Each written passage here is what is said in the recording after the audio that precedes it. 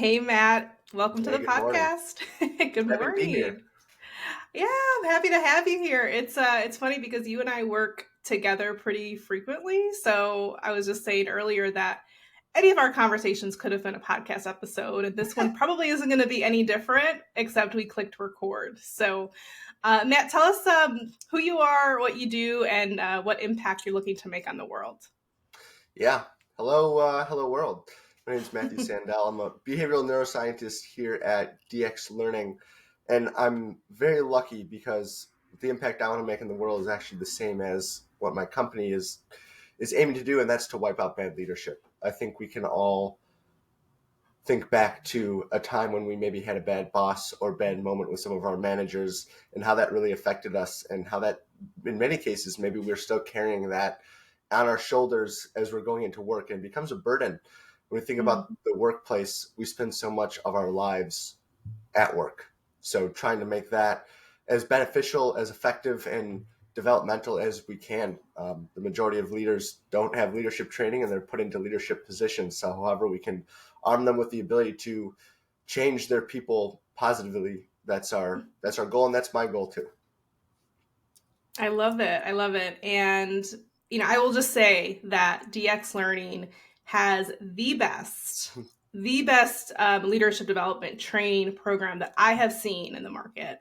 And that's one of the reasons why we partnered together, because I think it is really just it's very rich. It's based in research and neuroscience, which I would love to hear more about. I mean, I know all about it because we work really closely together, but I want you to kind of paint the picture as to why we're even talking about neuroscience in the context of leadership. Yeah, I mean, we have this big beautiful organ in between our ears here that really uh, it affects who we are, and who we're with, and our surroundings. And my big foray into neuroscience was trying to figure out how can I create positive habits for myself. And then ergo, how do I create those habits in others? And that's how I kind of stumbled upon DX, positive psychology. How can we take what we're learning about the brain, which is just a constant every single year, we're just learning so much more, talk about neuroplasticity, the ability to change, growth mindset, all of these things kind of encapsulate the human experience. So the one thing that binds us all is we're all human and we all have a brain. So how can we use the neuroscience in our brain to be more effective? So really the first step for me was, hey, I want to change my life for the better. How can I create positive habits in my life? And neuroscience was actually the answer to that. And then soon realized if I want, you can only do two things with neuroscience. It's almost like a math degree. You either do something in economics or you're a math teacher. With neuroscience, it was, hey, are you going to be clinical? Are you going to be operating on brains? That was my original thought. I wanted to be a neurosurgeon. Mm-hmm. After realizing that would be 8 to 10 years of school, I decided I want a job and I want to focus on something now. So that's what I kind of jumped into. Where I'm at now, which is professional development. And it all started with the curiosity about myself and habits and what's going on in the brain, and how you can apply that to make yourself and your surroundings better, more impactful. Yeah, and we talk a lot about on this podcast about leadership being a responsibility. Mm, And I think one of the things that can hinder or improve leadership is mindset. But there's also a lot of just I don't know, I'll call them primal elements of the brain and how it operates that actually impacts our ability to lead well. So we may have all the right intent about leadership. We're like, I want to be a leader, I want to have a team, but a lot of times we find it frustrating, yeah. to lead. And I don't know. So tell us a little bit more about why, and why it's really actually leadership is not really a default. It's actually really tough to do from a neuroscience perspective. Yeah, I'll kind of take a step back here. So we are operating with caveman hardware up here, and we have just been, amassed with all this new technology and just a wonderful assortment of upgrades to our daily lives. Unfortunately, our brain is taking some time to evolve with everything that is evolving around us. So we're really operating on caveman hardware. So I always go back and say our job as a leader, one of our many jobs, because leadership is hard, it's difficult. So empathy for any leaders listening to this podcast.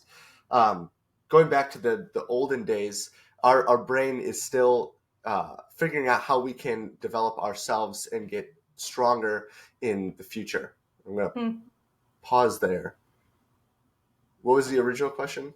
Because I think I just meandered off. Yeah, no, that's so we were talking, you were on the right track. So we were talking about why, to your point, the brain actually hasn't evolved. We haven't evolved as much as we thought we did, or as much as we thought we have, but the world around us has changed. So why does that make it hard for leadership in particular? Yeah, our brain is wired for a lot of things, but the number one protocol of the brain is to survive. And we want this thing up here to survive, but leadership needs to be selfless. And in many cases, our brain is selfish. We want this beautiful thing up here to survive and continue. We want to be at cognitive ease. So one of the models that we've developed here at DX, it's called the CARE model.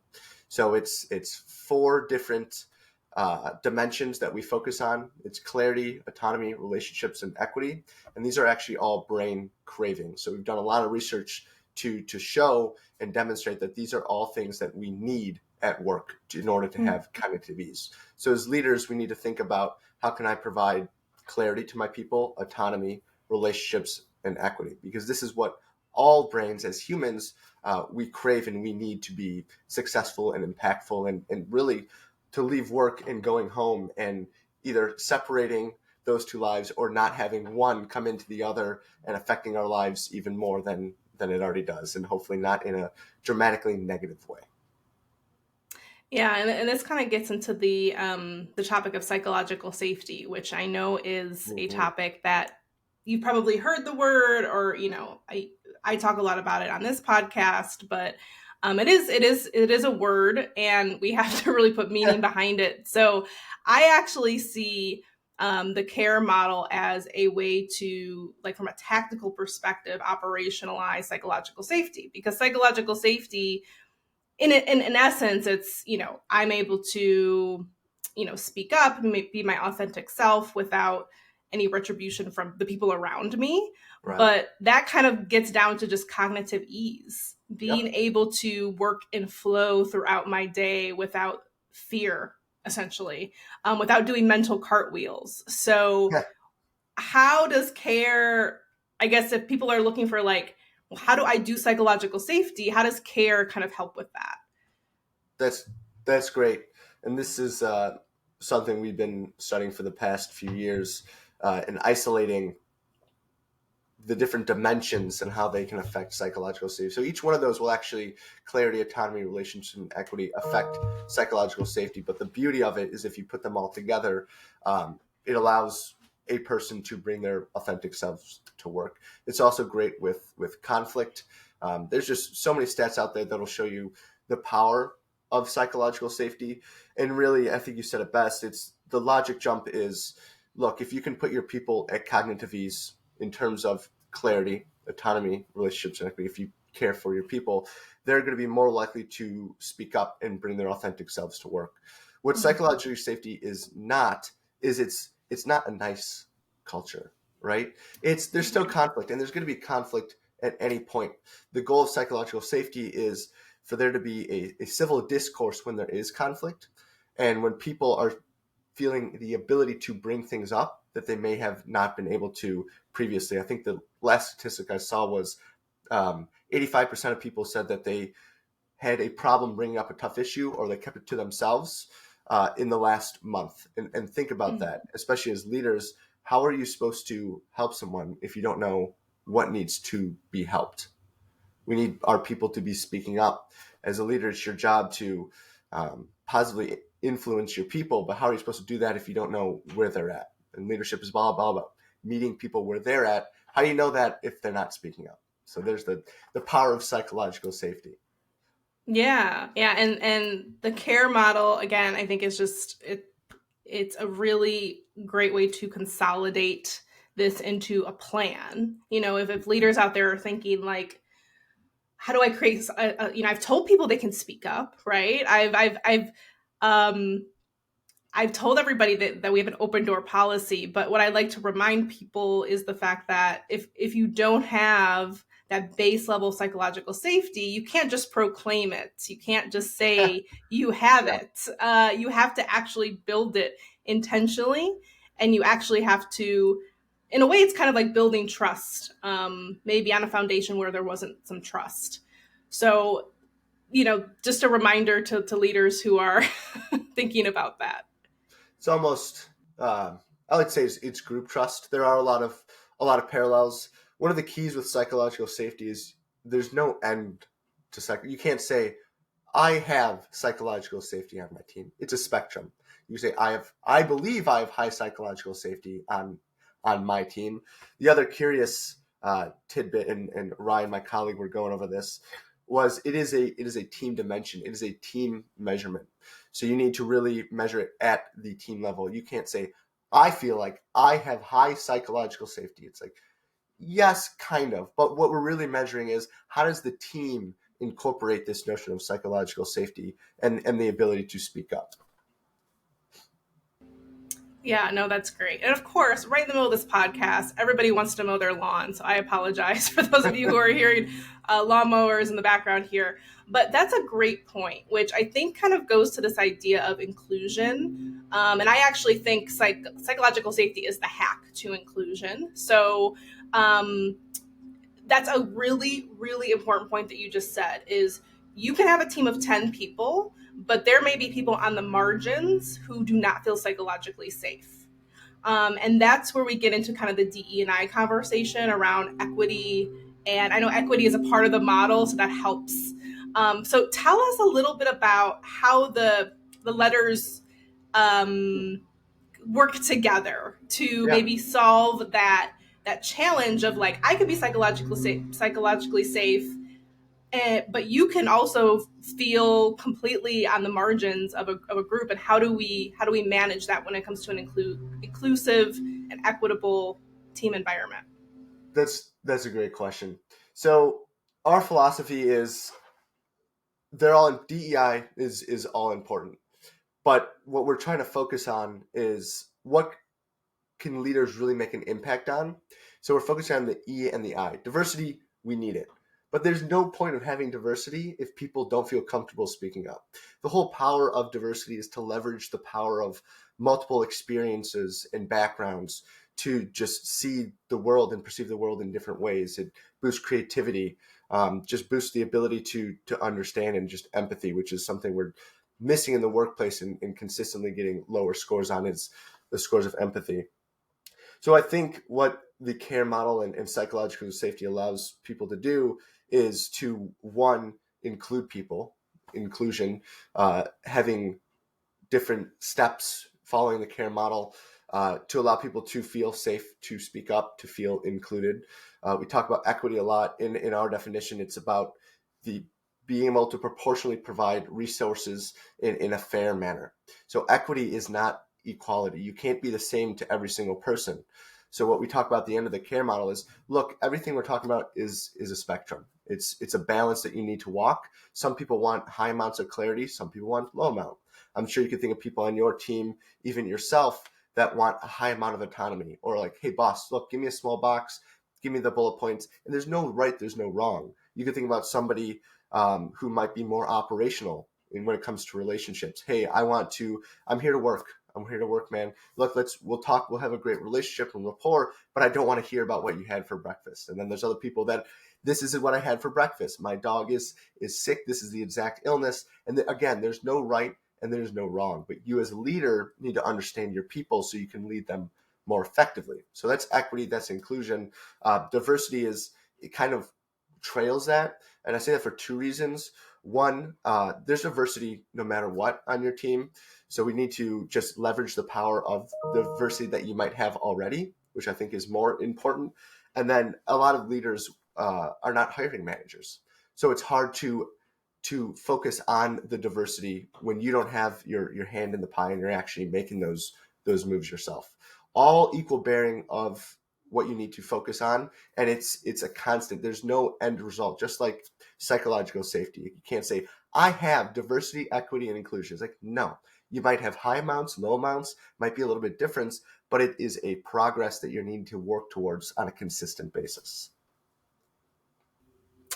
Yes. Yeah. And I think you brought up a really great point, which is equity is not equality, it's equal outcomes, but equitable treatment could look different. And so I think we're very, very focused on the D, right? Let's focus on hiring um, diverse talent, which I, by the way, hate that word because we're all diverse. We are Right. literally all diverse.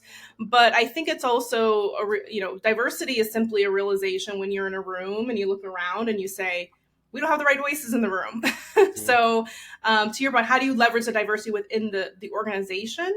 But if there are some large gaps, how do you start to change process and policy to ensure that you're bringing the right diversity into the room? Right. And just going back, the logic to the care model is as follows, and I think this will answer some of the question. Once you have clarity, and only once you have clarity, so it needs to start with clarity, which is one of the hardest things to do, is just ensure accurate communication. There's over 160 biases in the brain, well-researched biases, actually probably thousands, over 165 well-researched leadership biases, and more than likely there becomes more every single year. So once you have clarity, only then can you delegate and develop your people by giving them autonomy. If you try to give someone autonomy and delegate and develop them without clarity, we call that chaos. I'm sure we've all experienced that. It's, hey, go do this thing. And it's like, I don't know what this thing is, but I'm going to go ahead and go try to do it, right? And I might not have the psychological safety to say, I'm unaware of what's going on. If you think of back in maybe the college days when you had 200 people in the auditorium and you had a question, you're like, I don't want to be that person to ask a question in front of the whole auditorium. So once you have clarity, then you can delegate and develop your people, give them autonomy. Once they're doing the work and your head isn't down doing all the strategic stuff, hopefully that gives you more time. What's the one thing all leaders kind of cry about? I do too, is I don't have enough time. With that time that you do get back, now that you're delegating to develop your people, you should be able to build those strong interpersonal relationships. Having empathy, being able to understand where your people are coming from. We have a great example. Chris in our operations we didn't realize she didn't have a babysitter on Tuesday. It took us like 2 weeks. She just had a kid that she adopted. Like, well, okay, let's not put meetings on Tuesdays for you. That's not a big deal. We'll move them around so you can focus on your new kid. It's like, oh my God, I can understand now how this is going to work. So once you have clarity, delegate and develop your people, give them autonomy, understand your people by building relationships, then you can provide them equity. So that equity is about being fair. And about being fair is, hey, Kristen, we know you don't have a babysitter on Tuesday, so let's not put meetings on there. Look, get your work done when you need to get done, because there still needs work to get done. We're a very results-oriented company, but it's about the people that are getting the results. So yes, you have a job to do, but it's on how you get that job done. Look, I'll give you the when. This is what success looks like. This is the criteria. You figured out how to do it yourself within this manner. So I think that falls really nicely into how do you leverage that model, that hopefully more simplistic model than a lot of leadership models out there, to understand your people. And I think I will go on record saying this. The most important part of that model is actually relationships. It's understanding your people. It's the people that get the work done, not the work that gets done. They're both important, but your people, you can create a high-performing team that will just kick butt continually if you can focus on the small little things that are going to retain them and keep your high talent near you. Surround yourself by the best people and let them surprise you with the work that gets done. Yeah, no, it's so important. And I think the relationships part, again, to your point about DE and I, is don't even try to, pretend that you have a culture of DE and I or a culture of inclusion without working on this stuff, right? I think there's a lot of, what was that? Constantly. You can't stop. Yes. You cannot stop. It's not like you post a DE&I or a culture statement on your website and say we are inclusive. We are, So I think there's a big performative piece to this. And, for those who are really looking to make a change, I think the care model actually provides a beautiful language, really rich content for a leadership team in particular. I think everyone could use it, but the way that I've used it in the past when I was, working as a head of people is, really starting with that executive team and then bringing in the leadership team and then bringing everybody along to start to assess that psychological safety on an ongoing basis. So it's a really rich program. And I did want to mention, the fact that it's a formula. It's not these concepts you mentioned are not like separate pieces, like they flow together.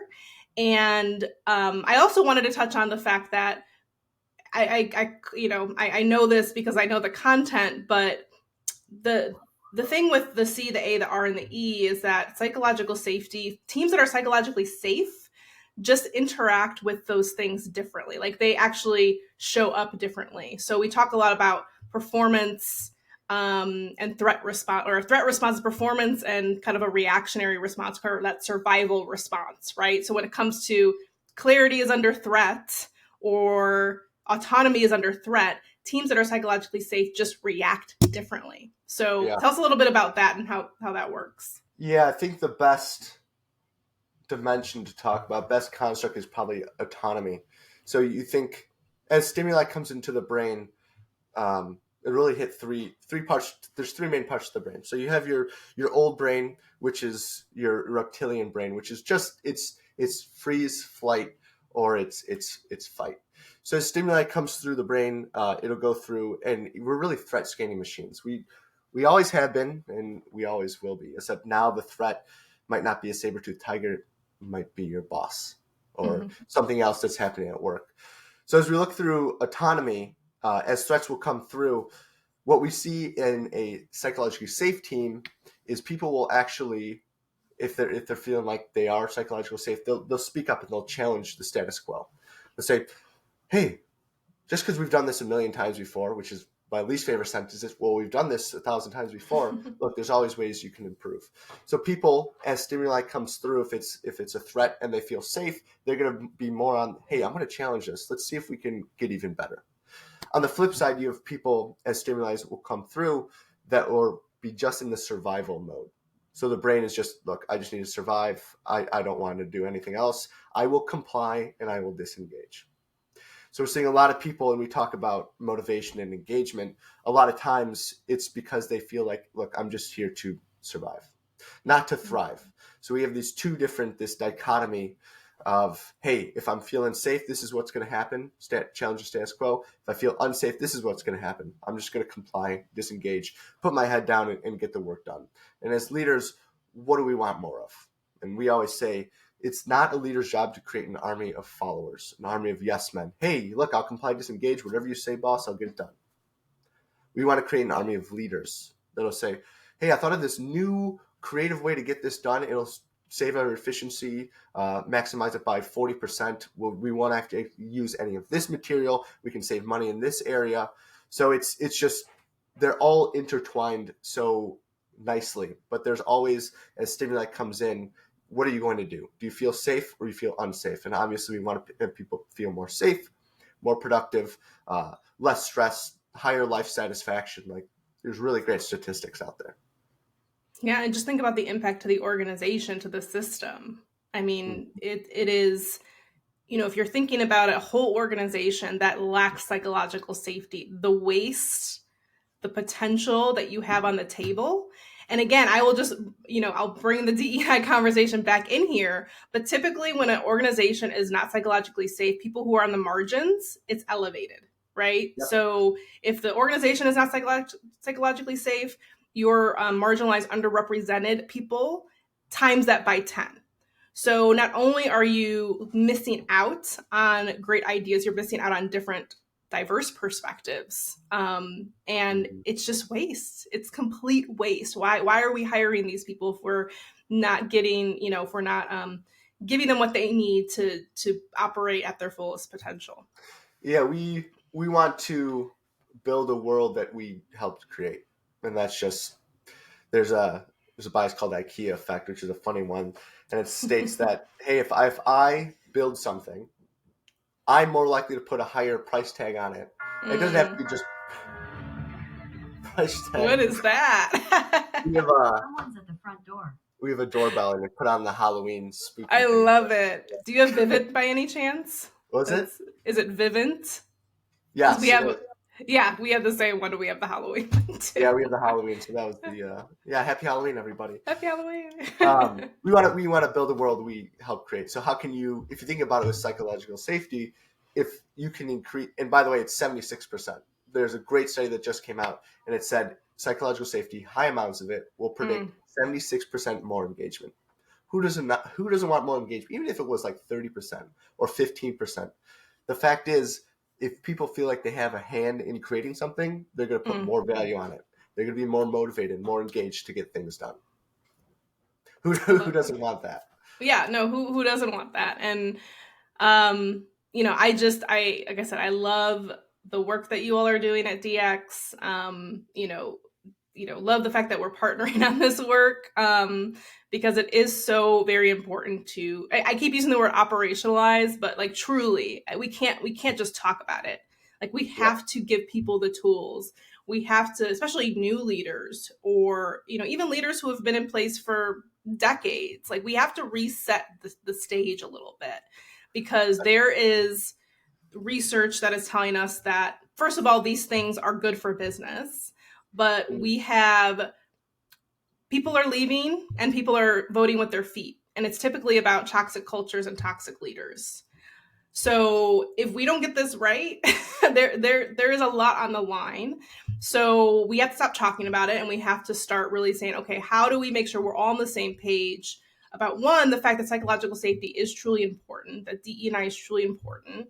Now let's really work with research and a model that will help us apply this and make this a reality within our organization that we can actually measure.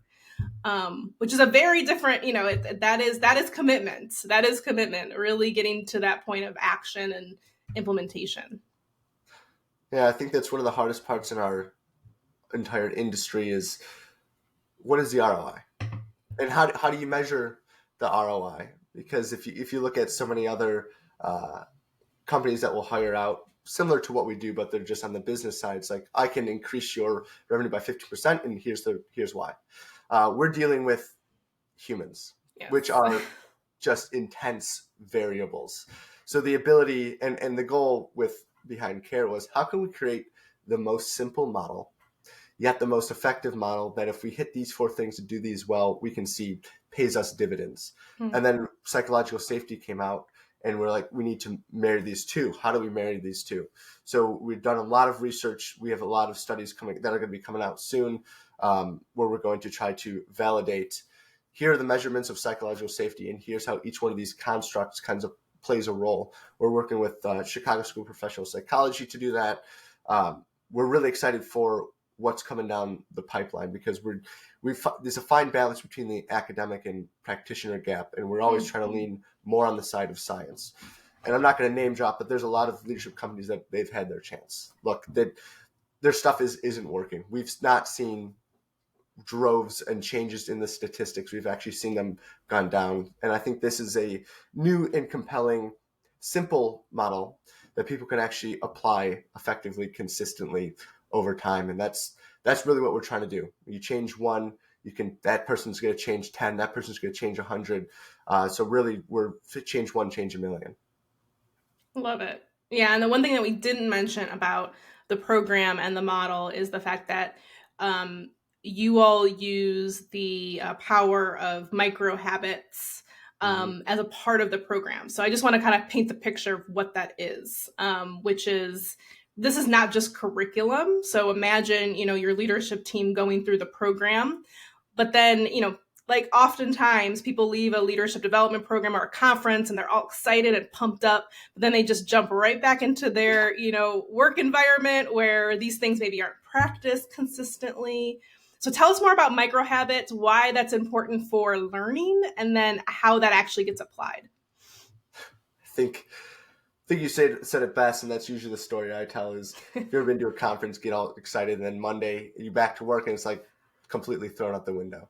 Mm. Habits are finicky. They're originally studied on how do you break habits, how do you break addiction.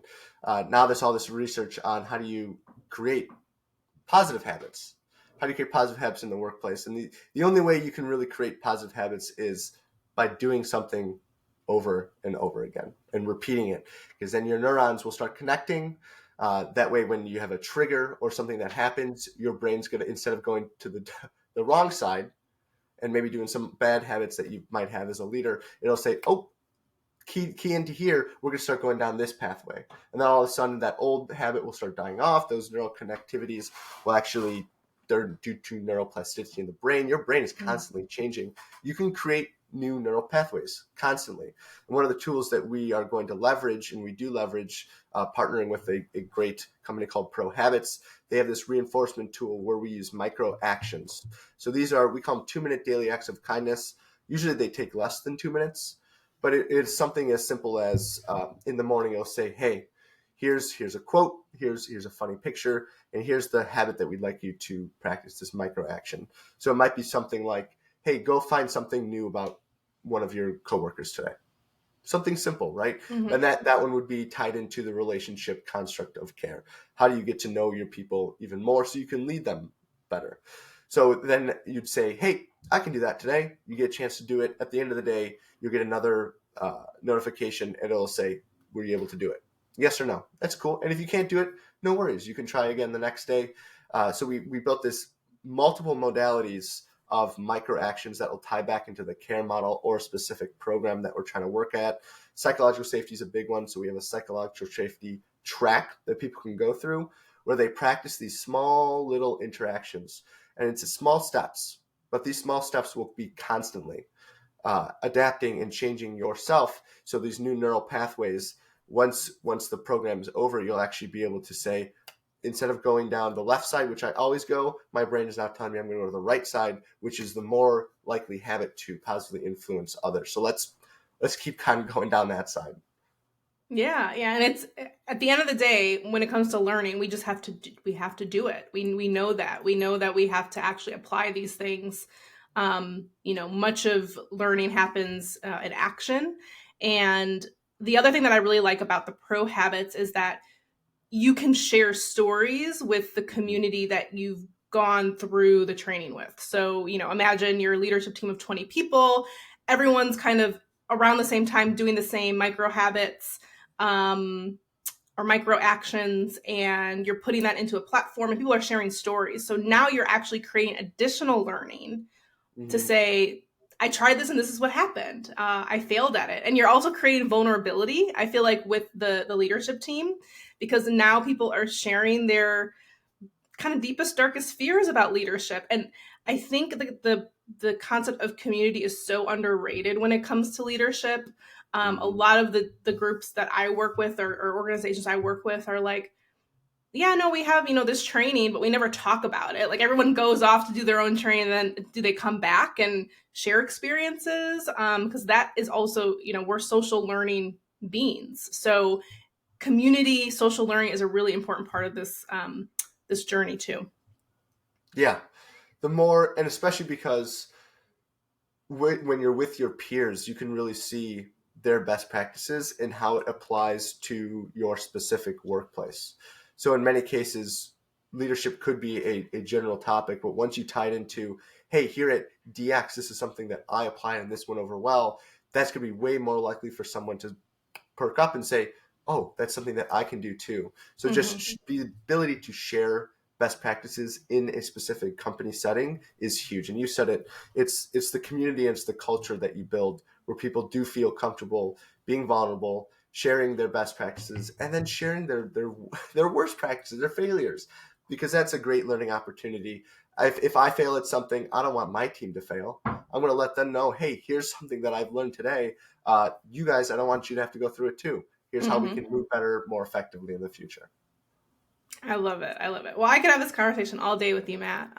We talked about a lot. We talked about the brain. We talked about neuroscience and how that impacts the way we lead and how we lead, and the care model, which your organization has developed to help kind of combat and maybe hack the brain a little bit so that we could be better leaders. The goal. And then, I just think about the idea of like how we actually learn, how do we actually create better leaders and wipe out bad leadership. And so I just want to end with one more final question, which is, what would a world look like with no bad leaders in it? Since that is like your life's work. What would that look like? Paint the picture for me, for us. I think everyone would be motivated and engaged and happy to go to work. You'd wake up every day saying, I wonder what I can learn today. I wonder what I can learn from my leader, from my peers, from my direct reports.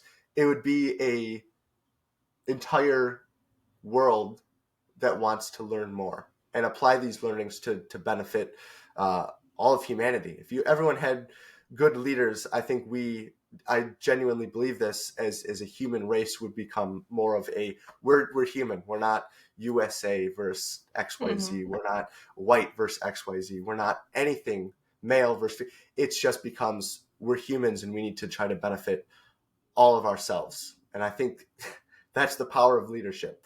And leadership, big L, is the ability to positively influence others. So if you are just constantly looking for ways to positively influence others, I think that the sky's the limit, and not even that. It's the universe. And I hope that it can start bringing people together more effectively. All right. Well, we have some work to do, Matt. We have a lot of work to do. Yes. Thank you. No, lots of job security. Yes, exactly. We have a whole lifetime to work on it. So, Matt, I just want to thank you for taking the time. And where can folks find you or DX Learning? We'll put things in the show notes, but let us know where we can find you. Yeah, happy to reach out on LinkedIn. Just Matthew Sandel. I think I have pretty uncommon last name, so you should be able to find me pretty quickly. But happy to talk about any of these topics and more. This is really a passion for me. So, Angela, thank you for having me. I hope we can do this again in the near future and talk about some other fun topics. All right. Thanks, Matt. Thanks, guys. Take care.